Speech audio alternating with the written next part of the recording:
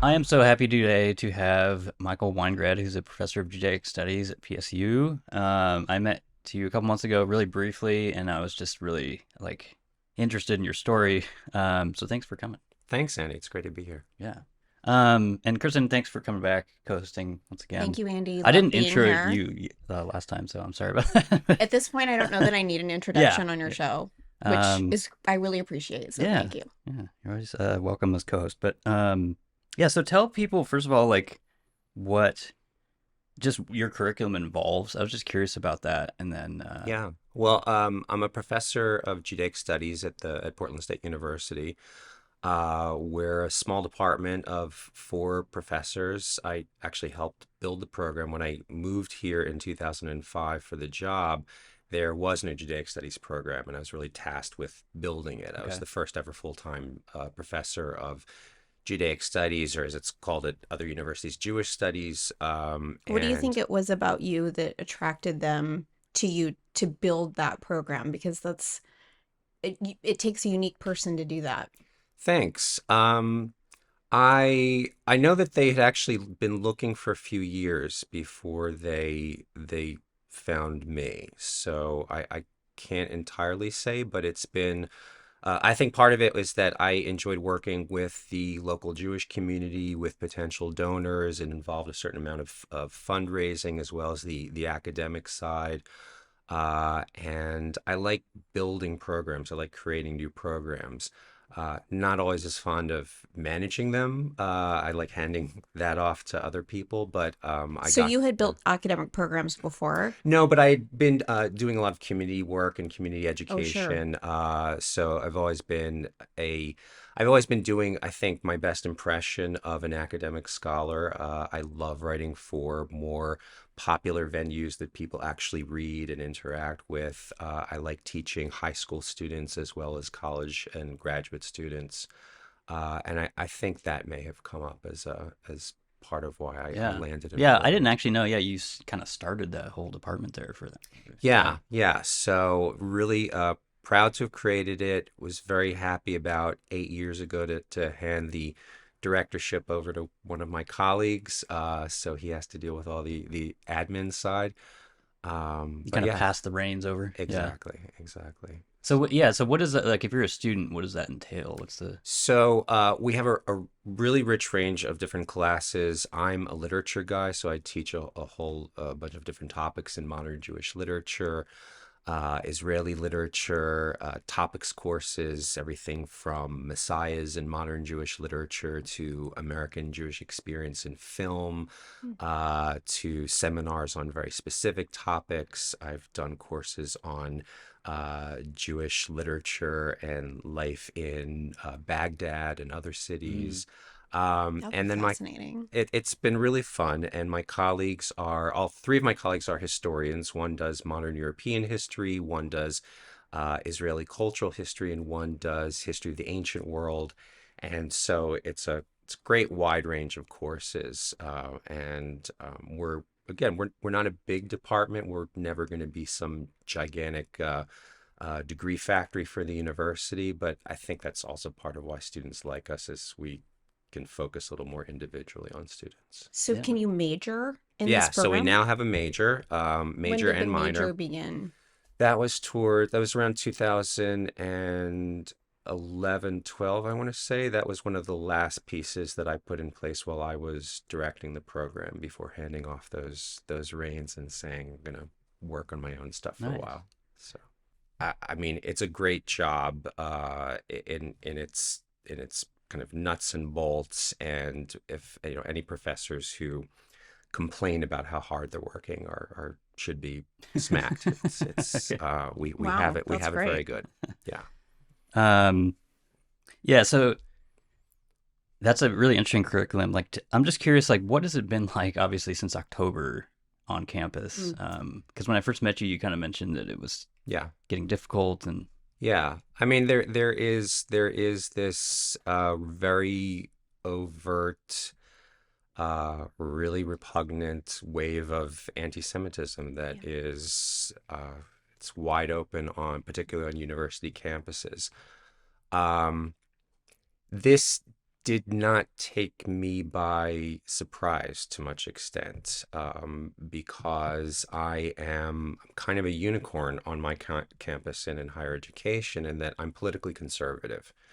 And there are almost no political conservatives Mm-hmm. in higher education these days. What does politically conservative mean to you?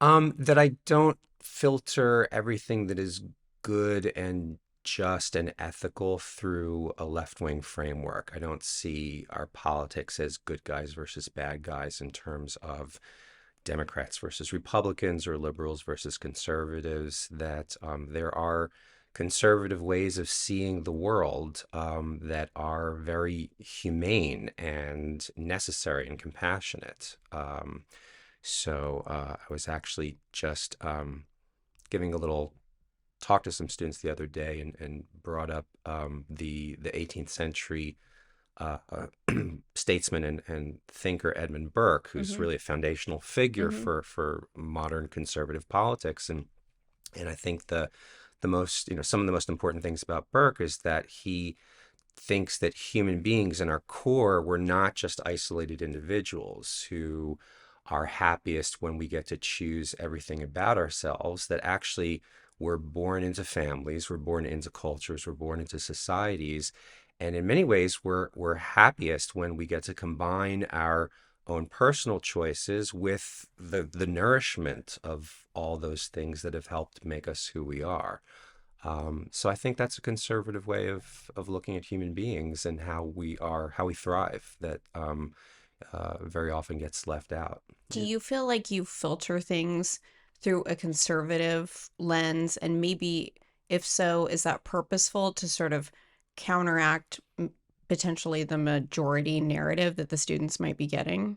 Yeah, yeah. And the students don't are generally don't get anything outside of left-wing narratives. I mean, the university is the factory where we make the woke. That's what we do. I said before, professors shouldn't complain. I have lots of complaints, not about the difficulty of the job, but just about the kind of uh, the how corrupt higher education has become, university campuses have become. They are really have become morally repugnant places, and Yeah. Well, the unhinged. thing I always hear is, they teach kids what to think, not how to think. I'm also curious, like, because you mentioned, I would imagine you're like 1% of Hmm. that political spectrum and Yeah, on campus, yeah, or maybe less. I don't even know. yeah, Especially this camp, PSU, Portland State, Yeah. that campus for sure. yeah. Well, I was looking at a pie chart from an article in the Harvard Crimson, the Harvard student paper, where they asked Harvard Right. faculty, which obviously Harvard's been in the news these days for Yeah. this And I kind was going to of ask you about corruption. that whole Ivy League thing. Yeah. Yeah, it's I mean, I'm sitting back with popcorn. I mean, all of this would be great if it weren't my livelihood, if it Right. wasn't my, Mm-hmm. my salary and job, I would just be with the popcorn all the time, watching, because these people have just set their own dumpster fire, Hmm. and Yeah. really deserve everything that's coming to them. And but They asked Harvard faculty to self-identify as very liberal, liberal, moderate, conservative, and very conservative.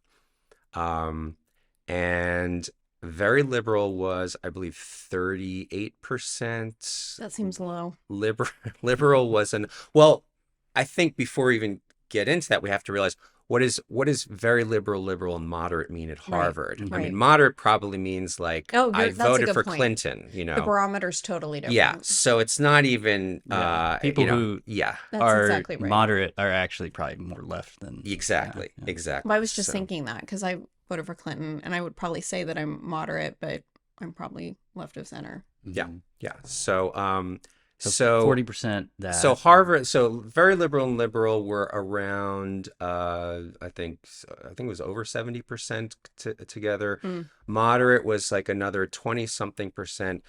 Conservative was less than yeah. 2%, and there was zero Yeah. very conservative. So that's a broken system. That's very typical of higher Yeah. education. It's a broken system. It means that there literally statistically speaking, there are no conservatives in the ecosystem. The left is talking to itself, and Right. I think that's the real reason why things have gone so far off the rails, is because there's no one putting brakes on the crazy. Hmm. It just ratchets further and further into insanity. In that sense, I see that as the real root of this kind of venomous pro Hamas, anti Israel kind of eruption that we're seeing. It shouldn't really take anybody by surprise. The same kind of venom was directed already a decade ago at anyone who was voting Republican or Hmm. Christians or straight white males. That's been encouraged and permitted for a long time. And now people are surprised that it's being directed against other groups. But it really just shows how intellectually bankrupt the higher education is today. Do Mm. you think professors or people who may become professors, do conservatives self-select?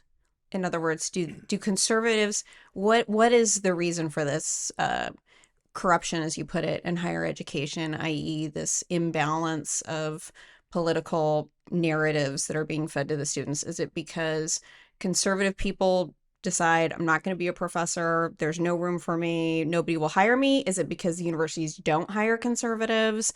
They take a look at people's work and they hear something that seems off from their narrative and they don't hire these people. Is it a mix? What do you think it is? Great question. I think it's both. In my own experience and what I've seen in my 3 decades in the academy, it's definitely both. Um, Conservatives are very much unwelcome on campuses. Professors constantly badmouth them, treat them as if they're not in the room, which at this point they're not. Right. And Yeah. the way in which whole disciplines, let's say women and gender studies, Mm-hmm. are framed are designed so that you cannot come in with a non-left wing point of view that is taught as being wrong or confused or generally evil. Um, Conservatives have been progressively driven out of academia for a long time. At this point, there are structures in place that are getting some particular news attention these days. DEI initiatives and DEI offices and statements. So almost any job in academia, almost any professorship that you apply for these days, as part of your application these days, you need to submit a statement as to how your courses in philosophy promote the goals of DEI. So it's an Did idea. you have to do that? Not when I was hired here. Because it was far It's enough a newer ago. thing. Yeah. It was what, Um, 05. And right. so when do you think that began? That's really been in the last 6, 7 years. So, um, What precipitated that, do you think? Well, my mind always is yeah. just like this is post-Trump as my A lot of Sure. it right. revved into act in post-Trump. The universities went berserk. Portland State University immediately sounded the alarm about how dangerous this was. Signs went up in every department. This is a safe space for people of color and for people of different sexual identifications and things like that. As if people don't know that. Yeah, Right. and also sending a message. So we have to assume. So what? 40% of Oregon voted Trump. So let's say it's only Oh, is that half that. true? Yeah. I didn't So even know that. so let's say That seems it's high. That's interesting. Is the that true? state as a whole. 40%? State as a whole. I I think know, but I that's still think that's high. That's interesting. that in Yeah. 2016. It's interesting. Yeah. Yeah. So let's say it's half that on at Portland State University. So 20%. That means they're telling 20% of their students, you are dangerous. You are an actual physical threat to other students. We consider you a concern and priority for warning our students that you Mm-hmm. might be around. Do you think Uh, it is 20%? In other words, in terms of the student population, just generally in college, we don't even have to take Portland State. I mean, Portland State might be a little microcosm of this, maybe an extreme one. I don't know. Maybe it's typical. Maybe that's the first question. Do you think the makeup of students at Portland State is typical of the makeup of university students, or is it further left? I think it's somewhat further left, but not that much. Okay. I think many college campuses, including Portland State, have a large number of cowed and silent students. Um, some of them are not even necessarily politically conservative on the right. They very often tend to be white males who just know that they're supposed to be the enemy.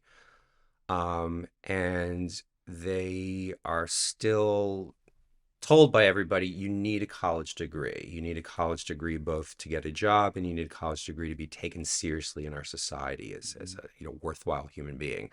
And I question both at this point. Um, Yeah, we were talking about before the show because I talk a lot on the show about like I don't have a degree. I tell people it's not really worth it, and I was surprised to hear you kind of somewhat support that. Yeah, I very much yeah. support that. I think anyone who can go through life at this point without a college degree should definitely do it. I think the return on investment has is tanking. It is. It doesn't mean, do I think all colleges are bad, all college programs are bad, no one should ever do a college program? Absolutely not. It can be right in many different circumstances. And maybe it has some intrinsic value beyond whatever you earn, right? Like, I mean, Oregon in general is a pretty poor state. My guess is a lot of people in Portland have college degrees. But if you look at what those people are earning and people without college degrees are earning, I don't know that it's a whole lot more Mhm. necessarily. I mean, at least in just anecdotally, I'm finding that more and more and more. But also, I Uh-huh. mean, I don't know, it's possible that maybe having a college degree has some intrinsic worth to people who felt like it made a difference in their life just to go to college. I think back in the day, sure. Yeah. You don't I, necessarily think even so anymore. 15 years ago, I could still tell students, you know Wow. what, take out the loans. Mm. It's where, You'll look, you have to be careful which courses you yeah, choose, but it's you'll make your money no, back. you'll make your money back, and what a great experience, and you'll be able to learn all these different subjects. No, no, no. Wow. It's not that anymore. It's really a cesspit. And the two great reasons once upon a time to go to college, and sometimes it was both, sometimes it was one or the other, but was one to get a great kind of expansive liberal arts education, learn a lot of different things, become a well-rounded citizen, and the other reason was to get job skills. um, it's neither. You cannot take either one for granted at most colleges today. Quite the opposite. And meanwhile, you are going to be racking up thousands of dollars of debt at a time when you could be productive and going to work and earning money. So is So your yeah. default answer to people who might ask you, should I go to college? Is your default a no? And then would you ask them probing questions to determine why they're looking into college? Yes, yeah. And so if they're saying, well, look, I want to be reading, Plato and Aristotle. I want to be doing great books. Then I could say, okay, great. You have to.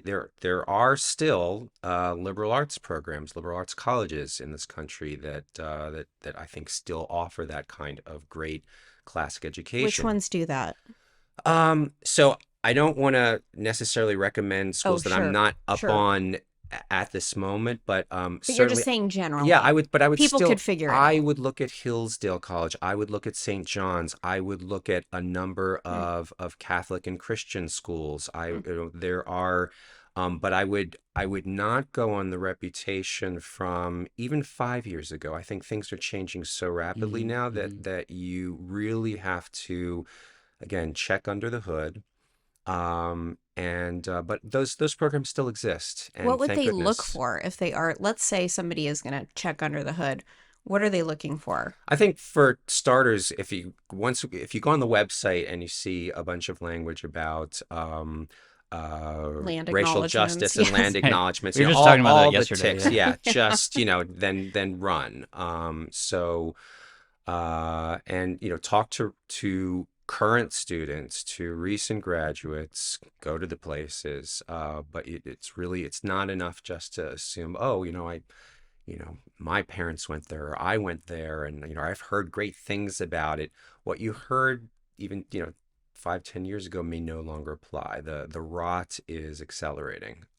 So much like professors, do you think college students are now, let's say white males, as you talked about, like as a group that are seem to be the silent people on campus, maybe generally. Mhm.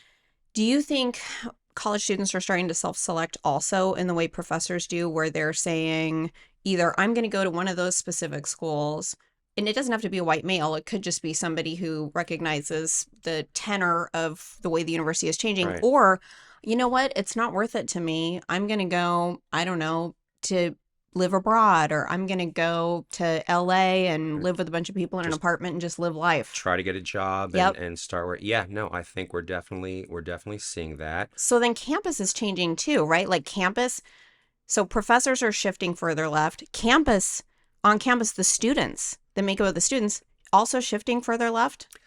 Um, to some extent, yes. To some extent, yes. I haven't noticed it as much at Portland State University among the students. I think 18-year-olds, 19-year-olds, 20-year-olds coming in, they may not know what the alternatives to their own viewpoints are. Mm, So, does that mean that they They become more probably don't. left? I don't know. When they instinctively announce their pronouns, when they instinctively assume that certain groups of people are evil and the bad guys, and certain groups of people are always good and the good guys. I guess that is shifting to the left in some ways. I think in some ways it's just they're just working with what they've been taught. yeah. Campus is bad. Campus is also coming after K through 12 education, and Yes. we know from Portland Public Schools that that's also kind of Yes. a, can I say shit show Yes, on it Yeah, the you can, is. yeah, podcast? I whatever think you that's want. the Yeah. technical professorial term. And so yeah, so I think it's really all Yeah. interconnected. Well, it's funny because I was going to ask you in my sort of anti-Western questions I had of like, because I feel like so many of these liberal campuses now are basically just teaching kids into this ideology of oppressor versus oppressed, and that's all that Yeah, matters. And just take a side, and it's a clear cut, no complex decision of like, yeah, there's a good guy and a bad guy, like you keep saying. absolutely. And politics aside, it's really boring. Yeah. Yeah. It's It's I when it's my students formulaic. do that, I just feel like they're trained seals, or they're they've got these little buzzwords that they've been taught. If they say patriarchy, then they get, I'll use a generational reference. They get a Scooby snack, Right. and Right. they know this, and many of them know that they're capable of much more, but this is what they've been taught. Identify the bad guy, publicly deplore it so that you can pat yourself on the back. And so when I set up essay assignments, for instance, for my literature classes, I close off certain possibilities. Not necessarily in some Mm. cases because they're necessarily wrong. It's just I don't want to read 30 papers Yeah, I saying, see what well, you're there's saying. there's the misogyny, and I found the reading some book from the Well, it's from the 19th century. It's like intellectually lazy, it's right? Like, so lazy. yeah. It's so there's no you don't need to think. They're not thinking. So yeah. So, and this is part of the reason why one of the things that really does, after bad mouthing my career at Portland State, for the last 3 years I've run a high school program that I started very much in response to this. So I give college credit to 11th and 12th graders for a series of 1 credit evening classes. They're face-to-face evening classes in different subjects in the humanities, political philosophy. I'm teaching a class right now called The Idea of the Nation, Mm. which we talk about national identity, viewpoints from left, viewpoints from right, international viewpoints. I do a course this coming spring called Identity in American Politics. Again, it's to kind of break out of the Portland bubble. My students no surprise, tend to be overwhelmingly on the left. They're so grateful to get a Mm. full Yes. spectrum. Even if they disagree with things, they get a full spectrum. It's So, yeah, fun. yeah. I've had my former colleague Peter Boghossian come in and do his street epistemology game with the Hmm. students. They That's my love favorite that. thing he does is It's so great. It's so because great. I get to participate and all Yeah, that stuff. Yeah. yeah. And he said I had to be part of it too. He's like, I don't let no bystanders here. And I've had via Zoom, I've had some very controversial speakers. I had Lauren Southern Hmm. talk to the students Hmm. about social media and politics and some of the dangers and the pitfalls. Mm. I had Michael Millerman. I had the former Secretary of Education for Poland talk to the Oh students about wow. Polish national identity.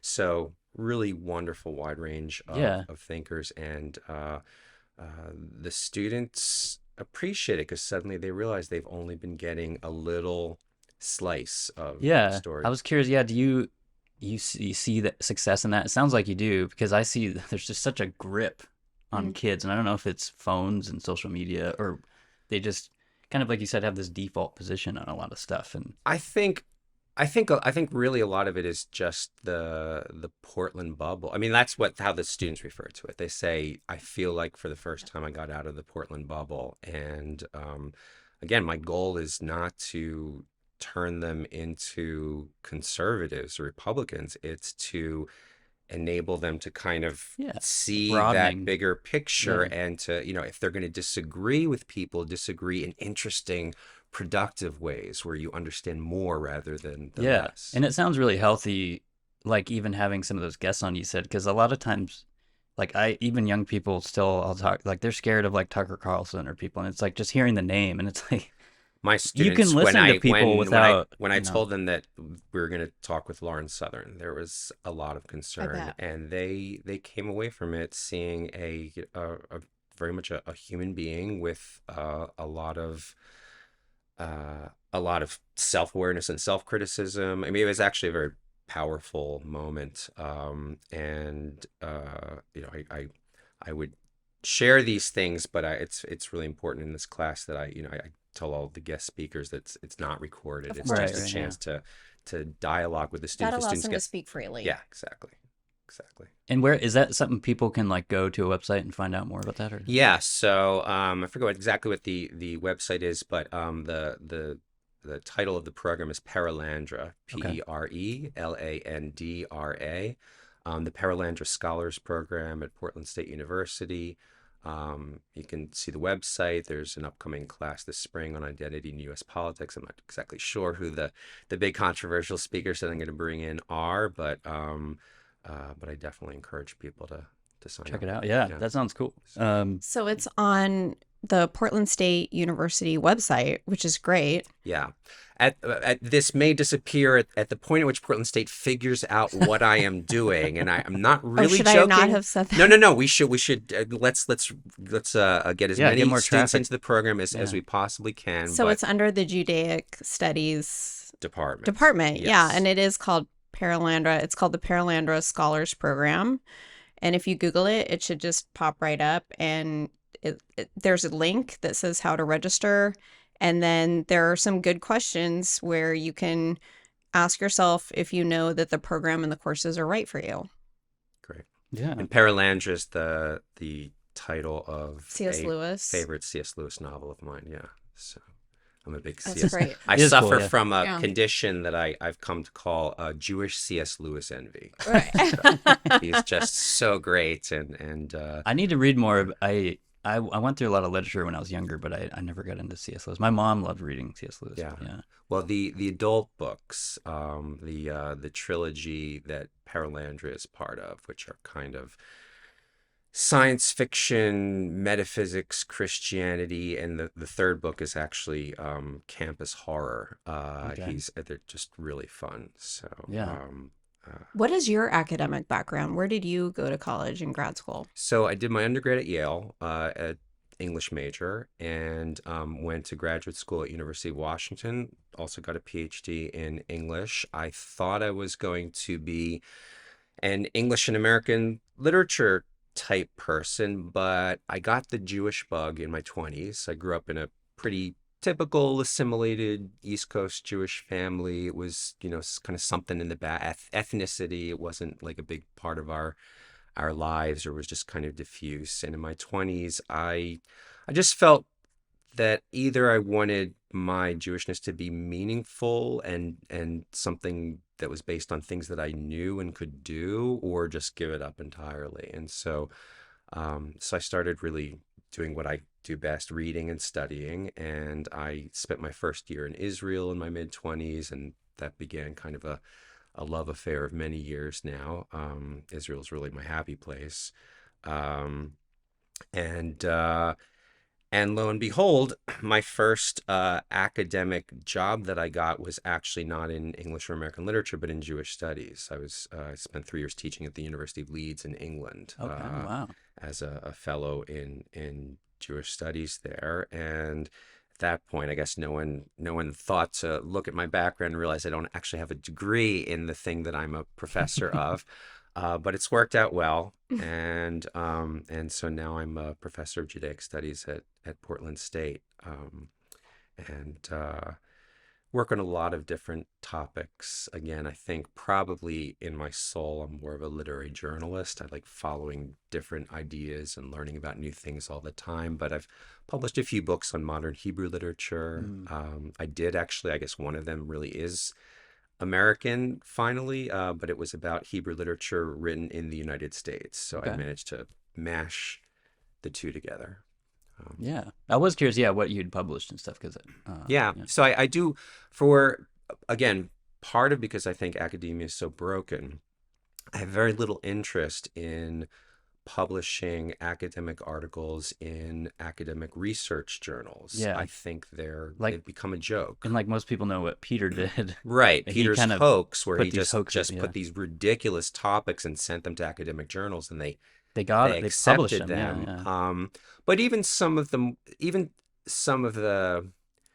still the better journals, so many of them are still just the left talking to themselves. They don't know what they don't know anymore. Hmm. And it's so stultifying and uninteresting. Um, so I like publishing for more popular venues. I mean, I'm not talking about massively popular, but I publish in places like the Jewish Review of Books, which is a quarterly. It's not with footnotes and academic citations, but it's very serious and scholarly and intellectual. There's a website called Mosaic. Mhm. There's just a lot of great publications out there where intellectual life still happens, but it's not happening in academia. Yeah. It's just Um, so weird to me because it's the one place where ideas should be fostered and all that stuff, Yeah. yeah, the and it's not. the Did you feel like Yale was like that when you were there? I did. Looking back, I can actually see now that the roots were already there. We Hmm. were, so I graduated from Yale in 1990. Back then, political correctness was a thing. We could make fun of it. That was a big difference. We Sure. could actually mock it, and so and and just as like part of that, I think it's one of the reasons like comedians don't go to colleges at all now is why? you No, can't make it's jokes, yeah, you know. yeah, Well, and absolutely.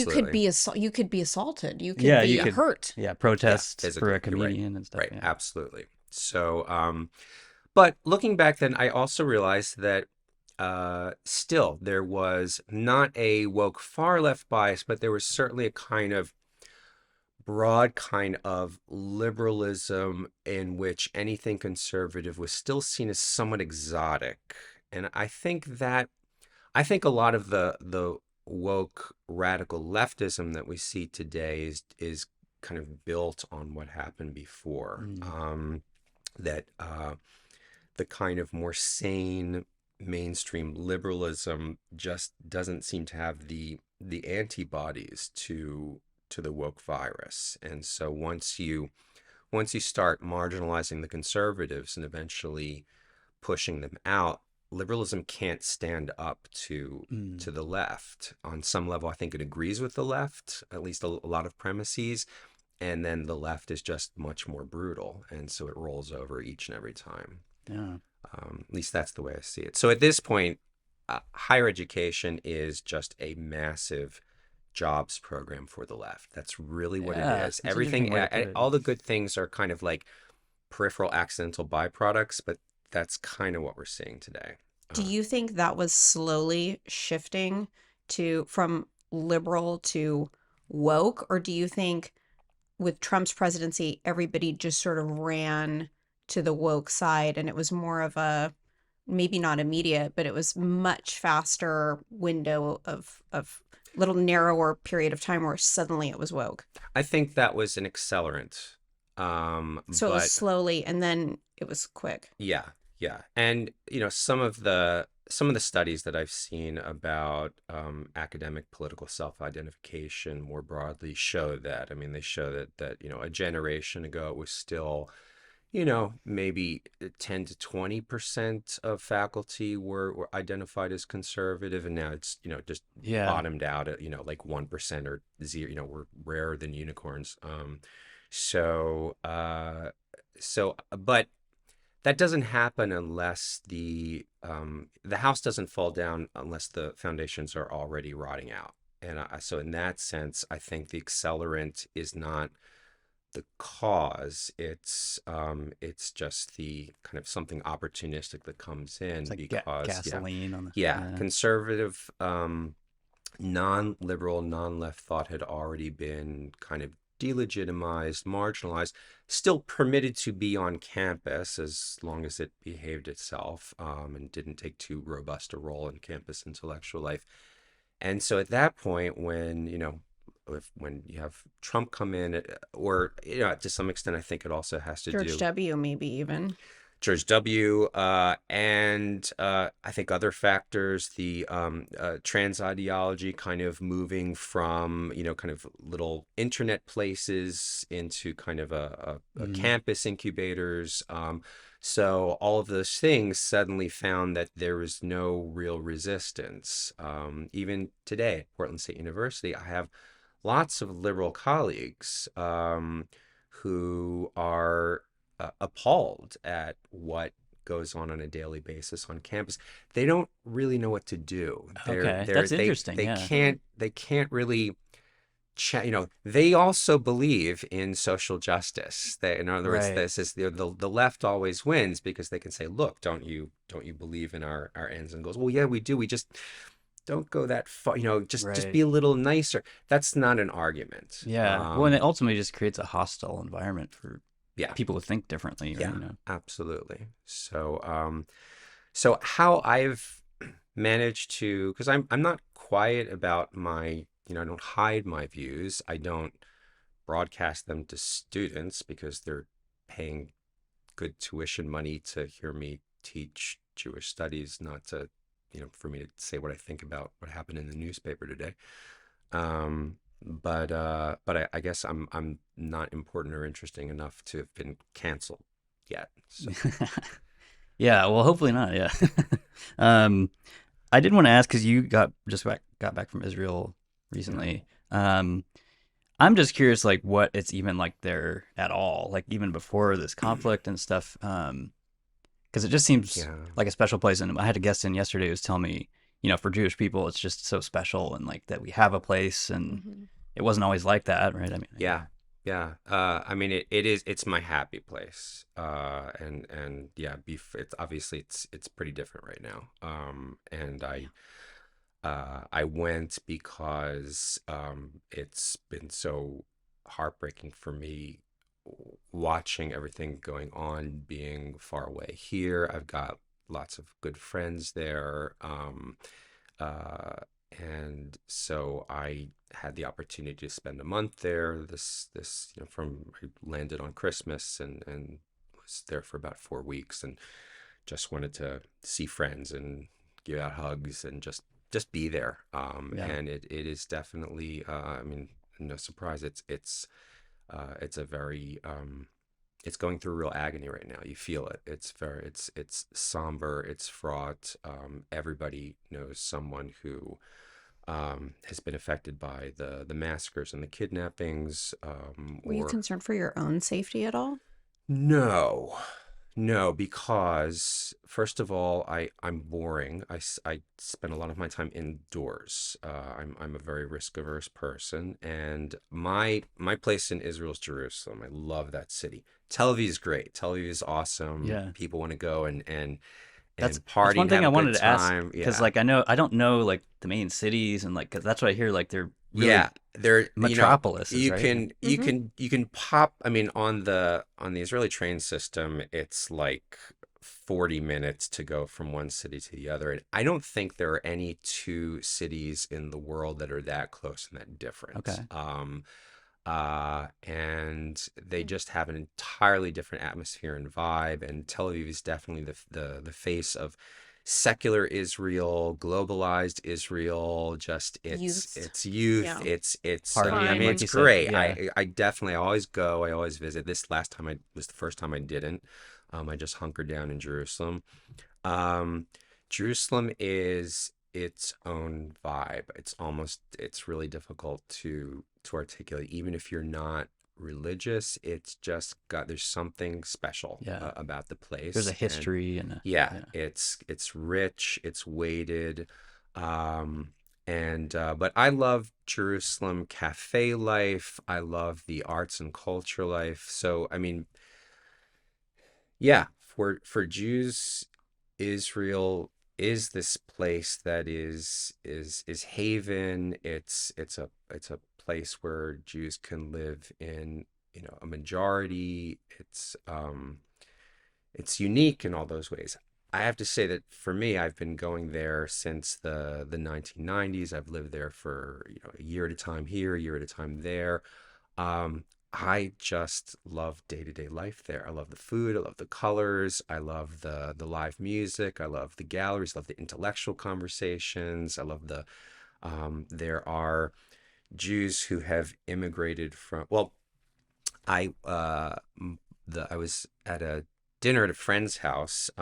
This is something that happens all the time there, but it's just typical. My last meal with friends when I was there, just a little group. It was a couple and another friend and me. And so the husband is from Chile, Okay. and he is a bike enthusiast who does like serious, races, and goes to Italy and Okay. France and does Yeah, those yeah. things. And he owns a bike store in Israel. So Competitive biking. competitive biking, Yeah. and so he's Chilean, he's Jewish. Um, his wife grew up in the DC area. She's American, and she decided to immigrate to Israel, and Hmm. Is and she she works. Jewish? She's Jewish, and on one son, she's Jewish on her mom's side. That's the Um, one that that counts counts. for or Yeah. exact. Very good. That's the one that counts for Okay. for Orthodox Yes. law. So that certainly that made it more convenient. And she works in the tech sector, which is obviously very It's very big in burgeoning there, Israel. Yeah, right? it's Yeah. I know huge. Intel's huge there, right? Huge in it. Yeah. Yeah, absolutely. Yeah, and And they're building like we can't. So I know some people in the construction industry out of Portland. We can't build here, Hmm. but we can build, you can build in Israel, and they have all these contracts for Intel, and Yeah, yeah. that's where they're building. yeah, It's amazing. Like Hmm. I yeah, was asking some of them, I mean, every time I ask people, where are you building? I know it's probably not here. Bizarrely, it's California, which I thought would be difficult right. too. It is difficult, but it's not as difficult as here. And then Israel. Mm-hmm. Yeah. And apparently it's It pretty really is easy a to Yeah, build there. what's a yeah. tech like you said, a tech Like hub. they want This business. friend of mine, she told me that, so she's really on the marketing side. She's not like a tech bro. She's guy has an arts background, painting Mm, background. But she's been, working for this company, and it's a company that got bought up by one of these global evil monsters, and so Hmm. she's sure. always she's getting these like little behind the scenes glimpses of the dark side. But because they consult with a lot of different companies around the world, and she's seen how a lot of companies work and what, which ones succeed and which ones don't. she said to me at one point, she said, at this point, I feel that if a tech company does not have at least one Israeli and one Indian in their Yeah. kind of core board, Mm. I don't take them seriously. Like, Yeah. I'm sure that's right. Isn't that yeah, interesting? yeah. So, oh, and so the third person at the dinner was this friend of mine. She's a very successful novelist in Israel, and her family immigrated from Morocco. Mm. So Wow. It's a melting we're pot. Yeah. yeah, and so we're talking Hebrew, English, with a little Spanish, other things, like three entirely Where can different you do that? cultures, That's incredible. and I love that. I thrive on that. So yeah, so that has always been a huge pull for me, and And you're saying this is kind of typical of that's your tip visits in Israel. So so it's like typical. so intellectually Yeah, stimulating. so it just I light up, and it was different this time. Mm, Obviously, more still somber. dinners like that, but you just everyone is somber. I saw one friend of mine who he was just kind of saying in passing, he's like, if you stop by, text me before you ring my doorbell so I don't have a heart attack. What he meant was he's got a son and a son-in-law who are both in the army right now, and Mm. he's worried that it's going to be the army saying, we regret to inform you Right. that your Right. son has fallen in battle. Mm. So that's just what's happening Yeah. there.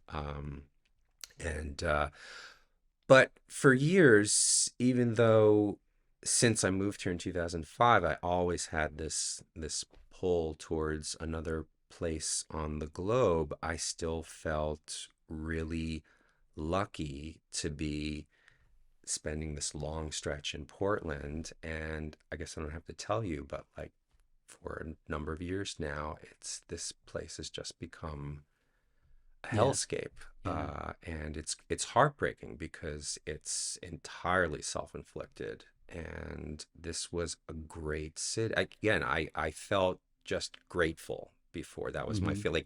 This is never really going to feel like home for me, in the way that Jerusalem does, or in some ways that, even though I wouldn't not want to move back to Philadelphia where I grew up, but it's my roots, it's Yeah. home. But I just felt really grateful to be in a city as just fun and livable and pleasant as Portland, to have landed here. And it's sad. So at this point, my my very frequent Israel trips. I was actually in Israel for most of last year as well. I'll Oh probably be wow. going back next academic year. Well, that's what I was. Um, And you may eventually move there. Yeah. yeah, I would love to do that.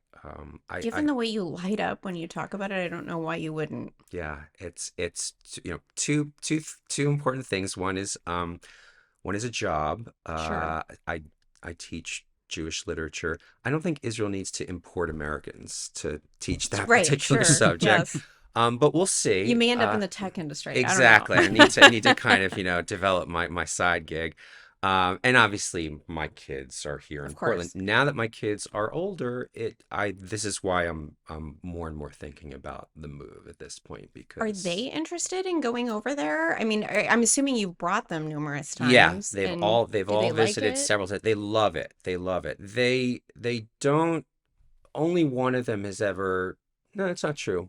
Two out of three have talked about, that could be. They Even have. briefly, I mean, it would be typical Oh for yeah, somebody yeah. who feels that Israel, like a Oh yeah, parent, they always they like to go periodically. It's a place that's sure, very kind of at this point sort of like it's part of their geography. It's familiar to them. It's not like, going, to some completely exotic place. They know people. They know the people that we know there. And actually, my ex-wife, one of her nieces is now doing her college degree Mm. in Israel at the Technion, hmm, which is like the big science university.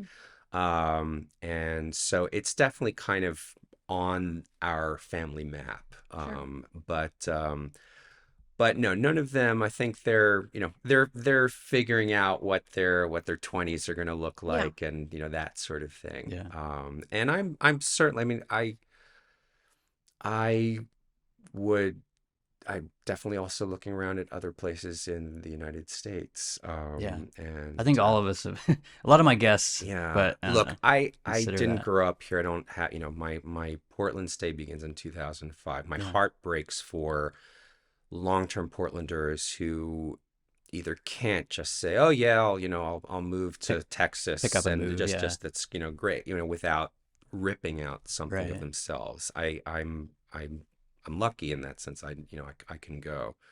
Well, Um, you and me, I came here in 2006, so I'm kind of okay, right there yeah. with you. I think you're a native Portlander, right? Okay. Multi-generational. Yeah. Yeah, no, so Yeah. I mean, you can't just say, "Oh, I'll leave and who cares?" It's got to be like, Actually, I would leave. My issue is I have young kids. I have a ill spouse, very like terminally ill spouse. sorry. And my support network is here Yeah. and I have a business.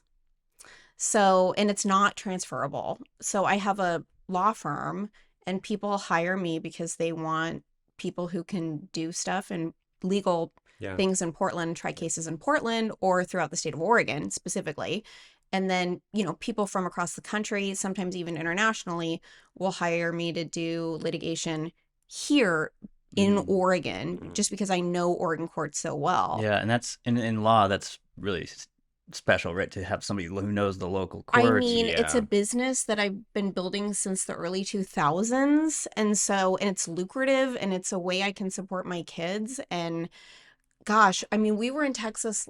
My oldest child goes to summer camp in Texas and we were there last summer and we talk all the time about wouldn't it be great if we could just move here, but all of the three my girls and I have an understanding that we know that we wouldn't make it for 3 days down there because the only way the wheels keep turning and this house of cards stands up is because we live here.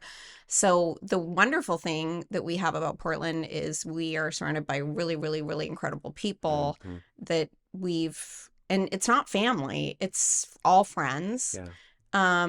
Really, really incredible friendships that we've built just through the years.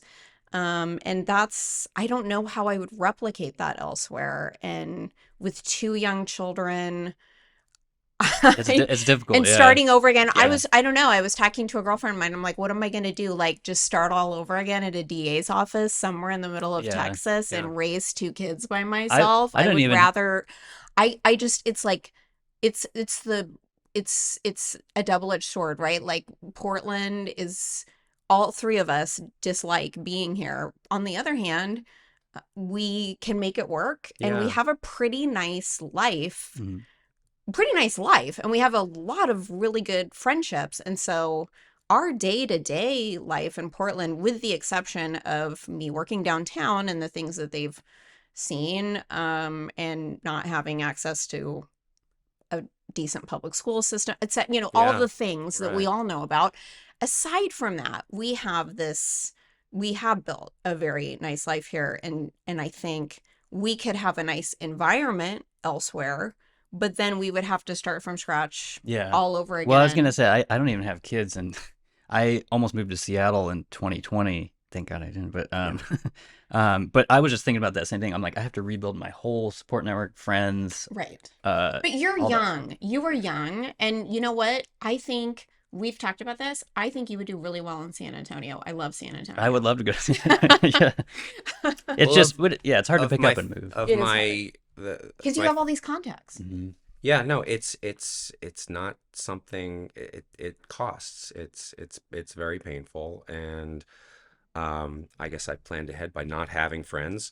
Um, but of my Well, your free friends are in Israel. a lot of friends in Israel, a lot Yeah. of friends in other places, and actually, I would say, looking around, my three closest friends in Portland, one in the last few years, one moved out of state, Yep. two moved out of city limits. One Yep. of those two is probably going to move out of state. So that seems to be the direction. It does remind me Oh, that that's the direction. getting out of city limits is already an improvement. I mean, Certainly. Yeah. And really, and yeah, many, many people I are. know. yeah. And you can stay in the metro Hmm. Yeah. area Right. and be they seem to be happy. Yeah, Well, yeah. I see it as kind of a lateral move, but I know so many people that went up to Vancouver, and it is a Yes. little better, maybe. Oh Even yeah, Oh, yeah. Washington it's I State, agree. it's I agree. It yeah, feel you lower go there and taxes. Yeah. yeah, And exactly. Vancouver's, so I work with people who develop hotels up there, and that's where you can develop a hotel. oh You yeah, can't do it the here. waterfront We is know that. The their waterfront Ritz-Carlton. is booming over there. Yeah, It Mm, is so yeah. nice. hmm. I never thought I would say this. We used to call Vancouver, Vancouver, I mean, there's USA, so many the nicknames. Couve, Yeah, Vantucky, yeah, right? But now Vancouver is the nice kind of place. the cool place. Yeah, Kind of yeah. like it's very nice It's and it's got a lot of clean. the good things that Portland used to It have does. without so much of the crazy. Yes, it's small. Hmm. I noticed I went to a movie by myself. Well, I met a friend there, and then I walked by myself to my car in the dark, like pretty late at night, and I had no feelings It's about just a it. different vibe. Yeah, Yes, it was yeah. really different. Yeah. And it's um, just not that far. It's the weirdest thing. You yeah. just don't have to travel far to I get think that. that's why you saw that migration is people realized, oh, I can still go to all these other Portland locations, but live over here and not, so. But um, can we talk about I'm going to talk about your Substack and your other stuff really quick if we Oh yeah, can. Yeah. sure. No. Mm, Um, so the divorce film thing, I want to start with that because I just think Mm, that's interesting. I'm like a film nerd, yeah. and that caught my attention. Yeah, so I've got a Substack called Screen Splits, not split screens, but Screen Splits.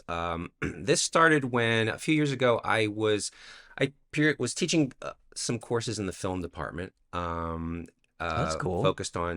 mostly focused on American Jewish culture topics. I did this course on American Jewish experience through film. I did a seminar on David Mamet, Oh wow, yeah. and I noticed that a lot of the movies that I was picking to show in my American Jewish film course featured divorce. Two in particular, Hester Street, great movie from the 1970s that's kind of created to feel like a turn of the century Hmm. immigrant, almost a documentary feel to it. Um, and a favorite film of mine, the Heartbreak Kid, not the awful remake with Ben Stiller, but the one from the early '70s by Elaine May with Charles Grodin and Sybil Shepherd is in it. Um, and that they feature divorce as like a centerpiece to what the plots are about. And so I figured, I should probably, read some books on divorce in film, divorce in American film. Squid and the Whale is like the Squid most and the more Whale. recent one I've That seen. is Boy, that that was front and is center. yeah, no, that was absolutely great. One of my favorite movies from back in the 1930s, Dodsworth. It's almost a perfect movie. It's so good. Um, so I I'm writing discovered. this down Oh as no, I'm sure, subscribing to your sure, and Substack. please visit Substack. And for those of you who don't know, you can just Google Substack and you can find split screens on Substack Screen and Splits. screen splits. Mhm. Thank you. Screen splits on Substack, and which I just did. And I have an app. You can get an app if you're reading Substack regularly, which I do. So I just click on subscribe. It's very simple to do, and you can Yeah, do it on I subscribe to. your app or not. I have some people. But I'm gonna subscribe to yours now, but it is really easy. All you do is put in your email, and yeah, Thanks, yeah. thanks. No, great. So I discovered there is no book on divorce in American film, and I thought I'm gonna write that book. Okay. So because I have other book So projects that interesting. I really need to be focusing on. My main academic book project right now is a book on Jews and fantasy literature because I'm a fantasy nerd, and again, there's no real Yeah, I book just on. saw your thing about what's it called, the tabletop Dungeons and Dragons. Yeah, yeah, Yeah, yeah, yeah, yeah. it's cool. Really popular now. Yeah. Total nerd, and so yes, I do have a post on Jewish monsters in classic Dungeons and Dragons. Um, so I decided to start a Substack on divorce in American film, and I have more or less, I skip around a little bit, but more or less for the last year and a half, I've been going chronologically from the silence up to the 1960s now, just watching pretty much every movie in which divorce is a major Yeah. plot element. and watching the changes over Well, time, and it's I really was just thinking, I'm fascinating. surprised that even in the 30s they would even mention that in Yes. It's film, you know. much Yes. it's already in the silence. It's not an it's that was one of the first things that hit me. This is not it doesn't start out where they don't mention it and then you have to wait till Kramer versus Kramer till Right. it's actually quite the opposite. It is all over the place as a plot device in the silence in the 20s Wow. into the 30s. You definitely see a shift in the 40s around World War II, where there's so much kind of anxiety and nervousness Mm. about life and survival and wartime marriages and what happens when the soldiers come back. That's when it starts getting really fraught, and it kind of disappears a little bit in the 1950s. And you can see it's not that the 50s are more conservative, it's the 50s desperately want to be conservative and they don't Mm. know anymore what they're conserving. This is I see this is a big problem with the right and cultures. They get a lot of calls that we need to rewind to the 1950s. I'm like, no, the 50s are after the flood. That's Mm. not. If you look at the movies of the 50s, they're already shell shocked. And so That's interesting, yeah. again, the same, I think the same thing with academia. The house doesn't fall down until the foundations are already rotted out. So you have to look at when the foundations got weakened. So now I'm up to the 60s. I'll eventually get to Kramer versus Kramer and the Squid and the Whale, Yeah, and those great, great Blue movies. because that's what before Yeah, Valentine. we yeah. started filming, that's what I mentioned, Kramer vs. Kramer, and then So iconic. Marriage Marriage Story, Story. which is Yeah, like the new Netflix one, but yeah, um, great movie. I actually like Noah Baumbach's stuff a lot. he's great. Yeah. Yeah. And So yeah, so I'm essentially writing a book in installments, which I've never tried that before, but it works really well. Not that I'm just gonna download my Substack and print it out into a Sure. manuscript. I'm gonna have to You have, stitch it and cut well, you have all the 90. pieces. All Yeah. the But pieces are in, yeah, generally, the installments are on the Substack. yeah. So So I'll people can subscribe and they can read your book, yeah, or at least submissions at every time. read me just saying, okay, I just watched three movies from the late 1950s that all in some way connect to the topic of divorce, and here's what I'm seeing. Here's the good movies, here's the crap movies, Hmm. here's what's interesting, here's what's new, here's a great performance. And so for me, it's been a really, really great way to tour the whole history of American Yeah. filmmaking. I'm seeing tons of, Hmm. both classics and obscure things, and really getting to know a lot about American popular culture that I did not know before. I periodically go down, not necessarily writing about them, but I periodically go down rabbit holes connected with popular novels of the time thing. I Mm. find out, well, the movie's based on Totally. this Totally. bestseller that is, totally forgotten today, and I read the bestseller, and it's like, It's wow, that's it's kind of funny when interesting. you have like I don't know if agenda is the right word, but I have a friend who's really into watches, and he'll do that, and it like fine tunes your attention so much more to the chronology of what's happening at the time.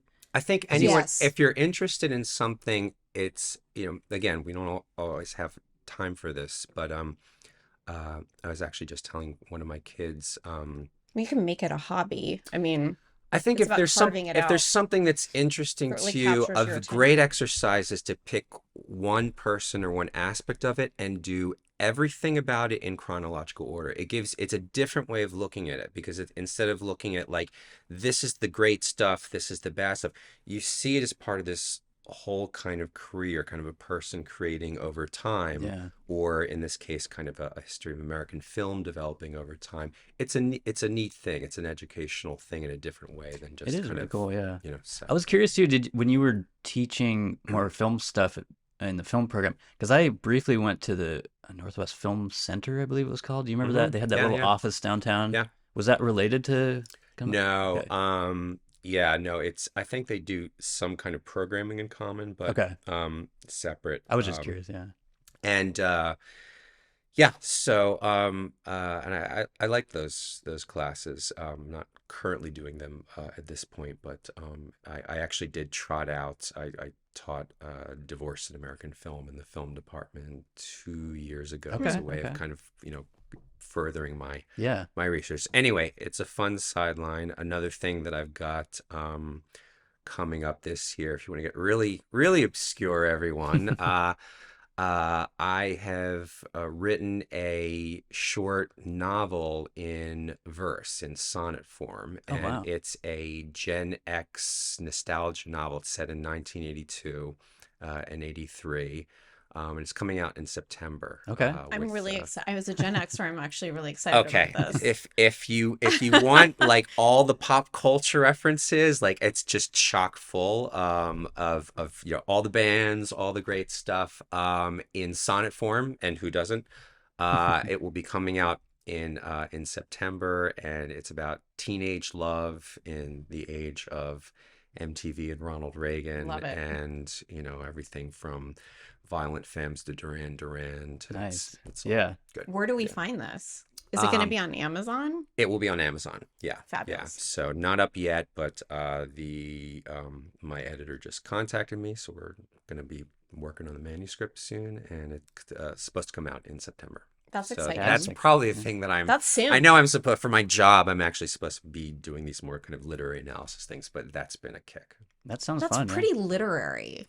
It's It's fun. in sonnet It's not gonna. form. I I don't. feel like who would do Yeah. No. Who would do who that? other than a the literature so professor it's would like it's I'm. not like it's not professorial. No, it's definitely a side I love hobby. it. I don't think that if I say if I went to my university and say, well, I haven't published any books or articles, but I have done this poem. I think they. But I don't anyway, it's know. been I think fun. that might be the only I mean, unless you have a really intellectually curious group of people, that might be one of the few places where people kind of lean forward and go, "Tell me more about this Yeah. book Well, in just the sonnet form." combination of elements, it sounds so Pop interesting. Yeah. culture, Thanks. yeah, a Thanks. particular generation, particular decade. It's 80s, right? Yeah, and you kind of see this kind of we're in the nostalgia zone now with things like Stranger Things and Right. a Yes, lot of like movies that are kind of totally. like these sort of retro 80s. Yeah.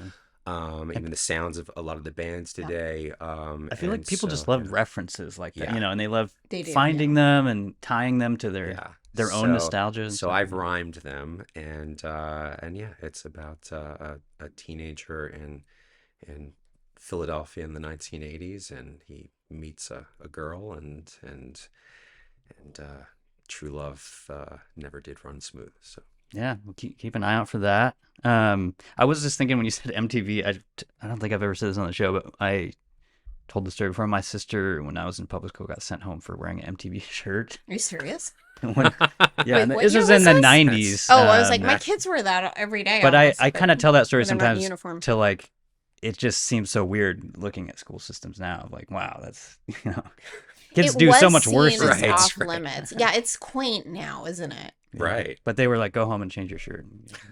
So I don't know. We're not going to stand for that Yeah. MTV stuff Yeah, in the hollow halls of academia. yeah, totally. Was she in was this high school, elementary school? I think this was like fifth grade or something like that, or which So I you could found see it that. as inappropriate. I could We see- weren't allowed to watch it. I remember that. We weren't allowed to watch it, but Yeah. our parents worked because, 80s, early 90s, parents worked. Both parents, really all the time. We were alone a lot, and even from a really, really little age. And I just remember we would hear my mom's car come in the garage, and we would immediately change turn up and it. scurry around like Yeah. cockroaches. Yeah. Well, I'll be. In 1990, I graduated college and I moved with some friends to New York City, and I got a job working at the Strand, the big Sure. used bookstore there. And one day, I guess a highlight for me was one day Martha Quinn came into the Wow. Strand, and I really did get goofy. I was trying to be cool, but with her I just couldn't. She kind Starstruck. of came up and she wanted to check her bag and I know check some books that she wanted to hold on to, and we would take initials so that people could pick them up afterwards. And my coworker said, "What are your initials?" And I was just like, "MQ." How do you not know that? So I love that. That is funny.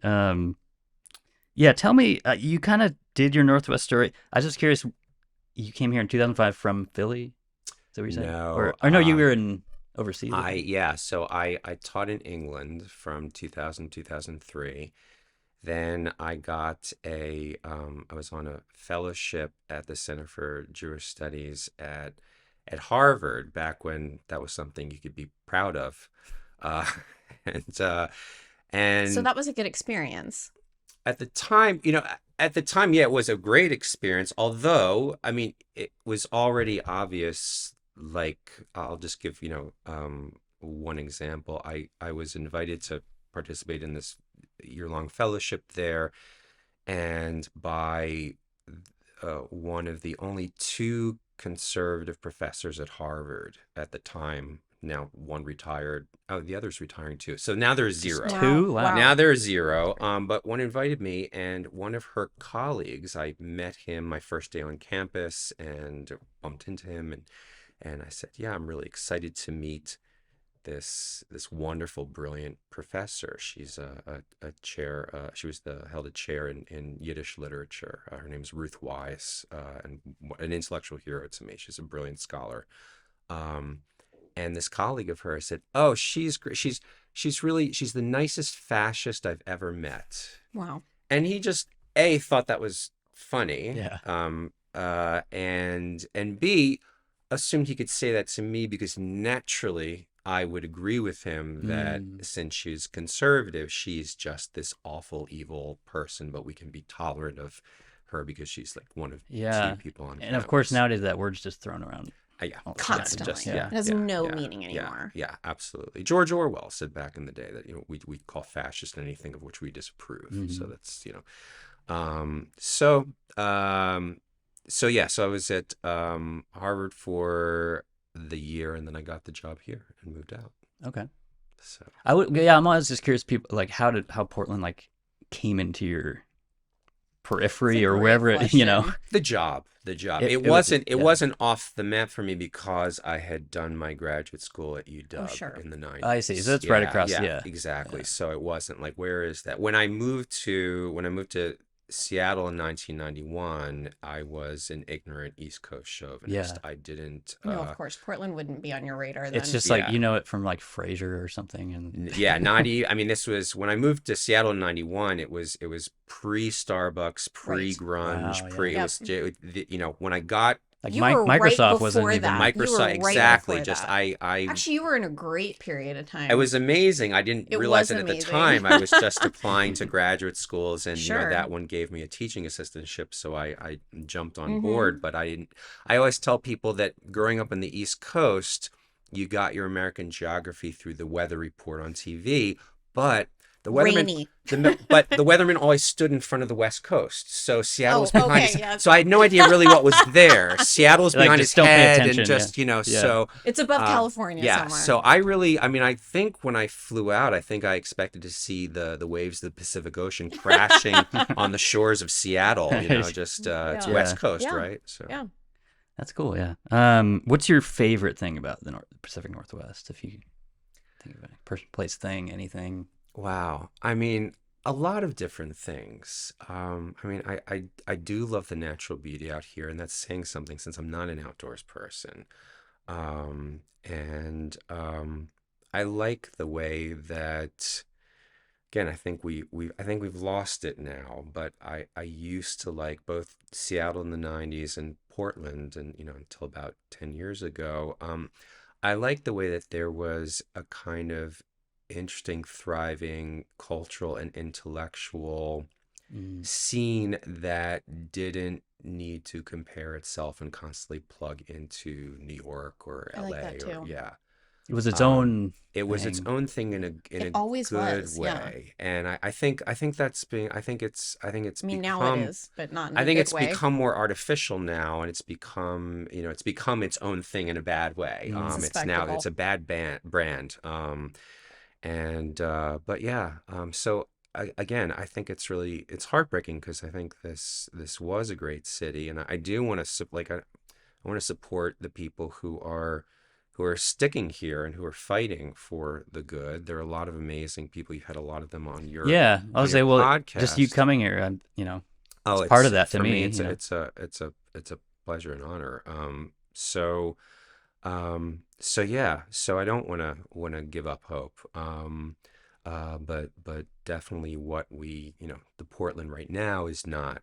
And I have to tell Yeah. you, it's not what it was. Yeah, and I can totally identify with that. it's hard to like put into like one word, but you were just talking about it on your episode with Ben and stuff. Because to me, it was somewhere after the show Portlandia that Yeah. stopped. Yeah. You know, Yeah. that specialness kind of went away, and Yep. so I don't know. You know what's And interesting I'm not though? blaming the show, but I hated, well, here's a couple interesting things. One, I've actually met people who moved here sight unseen because of because the of the show show, Portlandia. Immediate Yeah. MDs. I mean, I'm Yeah. not just talking MDs. about like Yeah. people like, These are hipsters. esteemed people. Yeah. Well, allegedly. I Yeah. mean, it's just not what I would have expected. Yeah.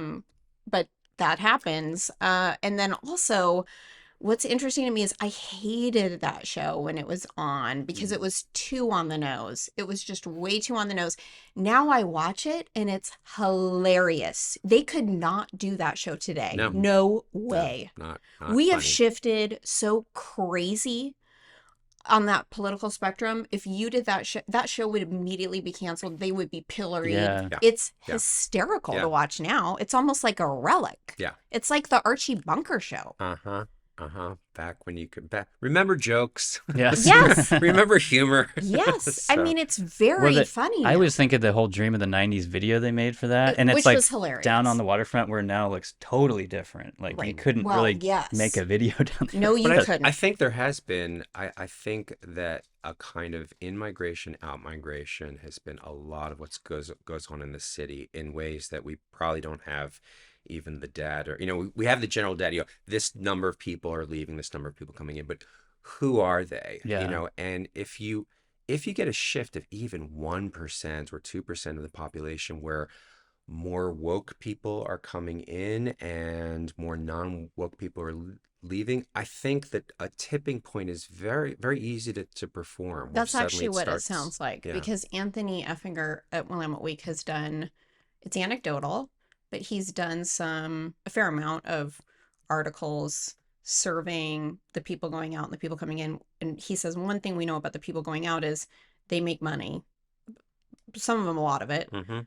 So it's big Families. tax dollars. Yeah. Yes. Families, yeah. Tax Yes. dollars. Yeah. And then he's surveying people coming in and more impecunious. Mhm. So I guess, less money and certainly politically to the left. Mhm. And there, it's interesting.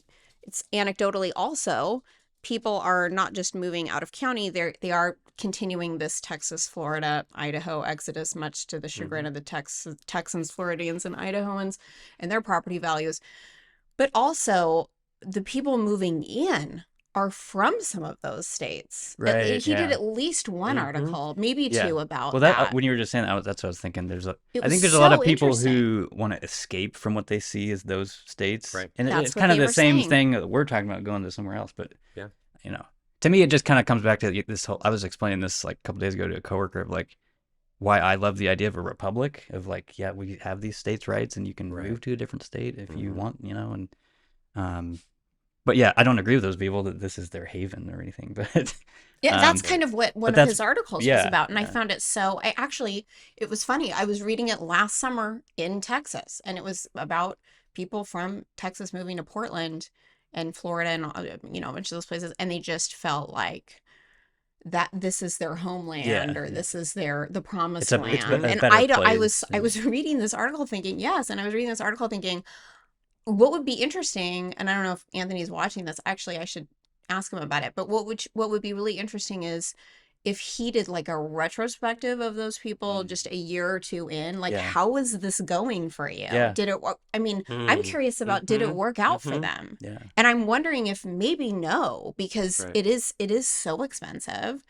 And maybe it's not. And also I actually agree with Lisa Schroeder, who you let me Mhm, co-host mhm. graciously yesterday, from the chef from Mothers, who's from New York, who's from the East Coast. And she said, and I absolutely agree with her, and any jury consultant will tell you this, that Portland nice is really not nice at Mm. all. They're very passive. These are Oh, passive aggressive yes. people. These are not nice people. They seem polite. I don't even know if that's the right term. It's I don't see it as polite Two-faced or anymore. something. Yeah. I almost see it as mean all the time, but in a non-direct way, which I hate, which I think is evasive and even worse. I'd way rather somebody tell me I'm an a-hole to my face. Mhm. But you think that might backfire on? Well, I Yeah, wonder. yeah. I just wonder about, yeah, the culture here, Hmm. the hermetic nature of the city. I mean, if these are people from bigger cities, they may be used to, I don't know, catching a flight somewhere. You can't do that Yeah, it's not here. definitely not as You got easy. to go Yeah. to Seattle, you got to go to Yeah. LA, you got to go to San Francisco. I'm trying to get to, you know, a, unless you want to go to Austin. It's actually difficult to Yeah. get to Well, Texas that's from what I was here. thinking a It's second hard to ago. get to San Antonio. I You was have to thinking, well, I was change thinking planes. hopefully some of those people aren't moving from Austin because that would be almost the same city from what I've Right, heard right. about Austin. But I don't. Yeah. Austin's a little more I'm sure conservative. it's yeah, Yeah. just being in the state. But yeah, No, It's just so interesting. I I'd love think to know how that worked out. we again going back to the comparison with academia, we can live for long periods of time on the capital, the social capital, the cultural capital stored up by previous generations, but it doesn't last forever. And at some point, the kind of great old vibe of places like Portland may have depended on still having a certain kind of population of families, of people who had Yes. certain civic behaviors, certain kind of respect, certain attitudes. They might have been, very, very liberal in a lot of different Sure. ways, but there was still a kind of core set of traditions and behaviors. And once you're kind of driving on fumes, once the tank is empty, then suddenly the car stops. yeah, And I think that we may be seeing a lot of that. and a lot of that's Um, probably my generation, which doesn't get married, doesn't have kids. There's no Millennial? Are family. you a Yeah, well, millennial? and Gen Z is even worse. Yeah, yeah. but yeah, millennials don't really yeah, no, not as I much. think we're living in interesting times, as the old Chinese curse Yeah. has it. What do you think of that, Andy? Do you feel like you fit in with the millennial generation? Because I actually think people generalize, certainly my generation and generalizes about millennials. And I remember when millennials were coming into the workforce and we would generalize about them as like, oh, they don't know how to work hard and Hmm. all the same stuff we're doing to Gen Z right now, right? And actually, I have a lot of friends like you who are millennials. Barry Weiss is a millennial. I mean, I Yeah, enjoy yeah, millennials. I actually find them to be, I enjoy a lot of, I mean, I have a child who's Gen Z, so I obviously enjoy a lot of Gen Z too. But what's interesting, I mean, they're a lot younger than me. What's interesting to me is how many friends I have that are millennials that are just interesting, curious people. yeah. I think it kind of took a while for our generation to like blossom into that. Like Really. I wasted a lot of time in my 20s doing, I don't know, making comedy stuff a lot, and just maybe that was a You waste know, of time. Andy's a But comedian. I'm not a comedian. I make Yes, you comedy are. videos, Yes, you but are. But you've um, performed. You did stand up and I stuff. didn't do. I know I've never done. You didn't? You've I'm not never that done it. You've brave. never done helium or anything? I go to Helium a lot because I have known comedians there, but So I've never done it it's myself. all just videos. I Yeah, still I think made a lot that's a of big comedy deal. sketches and I've had success with that, but Yes, you did. Like your it's YouTube like subscription is huge. my generation did a lot of that of like just banking on like I'll just put money into this I out of my see. own pocket and then it doesn't work out. Maybe Gen X was the same way, like moving to LA and like trying to get in a band or something, but It was, yes. mhm. Yeah, so maybe totally. it's the same, but I think it just took, there's a lot of people like me who are in their 30s now are kind of trying to have a more solid game plan. um, I think I've seen that too, a kind of Hmm. millennial turnaround, it's a lot of really interesting, I think, writers and thinkers who are kind of the millennial generation who are going through a real serious revisiting yeah. of the stories that they were told, the premises that they were given, and then saying, wait a minute, this is actually not working Yeah. out. And I think we haven't. It's like we haven't heard the last of them. For Yeah, I well, sure. it's think what like, the millennials are going to be doing is kind of starting to percolate now. yeah, and actually Derek, I think when he came on here, Derek Is Clevenger, Derek a millennial? I yeah, think we're he like is. basically the same age, and we were talking about that. Yeah, like he was saying politically now Derek it's their Clevenger. time to kind of Hmm. shine, and I think it's just Oh, like I think he's as absolutely a right. generation, it's like it's time to get serious and like put a little more thought into what our generation can do. But Hmm. I think that also has to do. I think that's in some cases connected to with marriage and child rearing. Totally, yeah. A lot of interesting. I mean, certainly on the right, I think there's at least more interesting kind of areas of the right and kind of the dissident right. A lot of Hmm. millennial women who are kind of, not necessarily going full trad, but definitely like, questioning the premises of like second wave feminism Yeah, and yeah, really like talking about the importance of family and motherhood yeah. and all those And I things, and it's honestly, fresh. I've even seen that loosening a little bit on like liberal women up here. Of like they do finally want to have kids. You know, Hmm. they kind Oh, of get really? to an Because age. you're on the dating scene, which I think I love. Yeah, I love deposing Andy about his dating.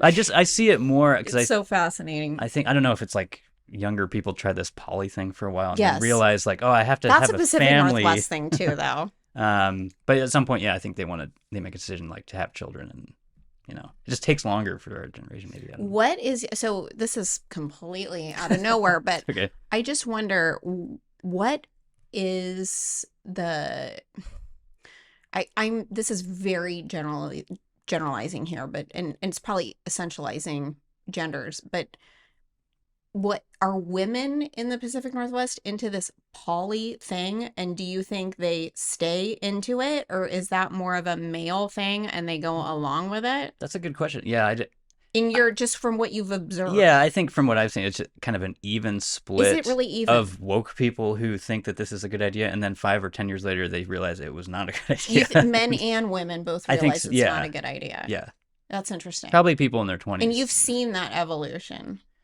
like just Yeah, being a Pacific Northwestern or millennial. yeah. I would say it's not like I've studied it or No, anything, no, no, but just but anecdotally. yeah, And you're, anecdotally, yeah, yeah, talking to people. I think so. And I think that maybe over time you'll see like generations kind of go back Sure. to these family values. They Hopefully, they work. yeah, Sometimes it's too late. But I think for millennials it's not, and I do think It's definitely not. there's a kind of I think encouraging U-turn in a number of yeah. cases. Yeah.